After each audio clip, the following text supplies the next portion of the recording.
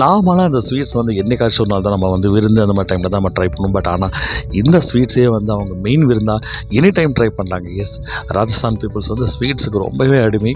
And இப்போ பார்த்தீங்கன்னா இந்த கடை வந்து ரொம்பவே ஃபேமஸ் கோட்டா சிட்டியில். பயங்கர கூட்டமாக இருந்துச்சு. என்னடான்னு உள்ளே போய் பார்த்தா வந்து கிலோ கணக்கில் வந்து சேல்ஸ் ஆகிட்டு இருந்துச்சு. நம்மளும் அப்படி லைட்டாக வந்து பாய்கிட்ட பேச்சை போட்டு ஒரு 50 கிராம் வந்து லைட்டாக உள்ள தெளியாச்சு. ஸ்வீட்ஸ் எம்மா வேறு லெவலுங்க, அல்டிமேட்டுங்க. ஸோ பால்கோவா ஸ்வீட்டு, நெய் அல்வா, நெய் ஸ்வீட்ஸு, அந்த குலோப் ஜாமில் பல வெரைட்டி. கிட்டத்தட்ட ஒரு நாளைக்கு 1000-2000 கிலோ ஸ்வீட்ஸ் வந்து சேல் ஆகுதுன்னு பார்த்துக்கலாம். அப்படி ஒரு கடைக்கு வந்து நம்ம வந்து ஸ்வீட்ஸை வந்து சாப்பிட்டு கொண்டாடிட்டோங்க. பட் நான் சாப்பிட்டதே 2 ஸ்வீட்டு தாங்க. அதை தாண்டி பார்த்தீங்கன்னா இங்கே வந்து பேத்தா ஸ்வீட்ஸும் ரொம்பவே ஃபேமஸ்ஸு. இது வந்து பொதுவாக பார்த்தீங்கன்னா ஆக்ராவில் வந்து பார்த்தீங்கன்னா இது வந்து ஐகானிக் ஸ்வீட்ஸ் சொல்லுவாங்க. பட் இங்கே வந்து இந்த பேத்தா ஸ்வீட்ஸ் செய்கிற இடத்துக்கு நம்ம போயிருந்தோம்.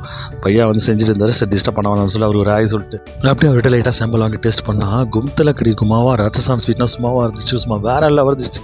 லைக் பண்ணுங்கள். நெக்ஸ்ட் வீடியோ சந்திப்போம். Bye, take care.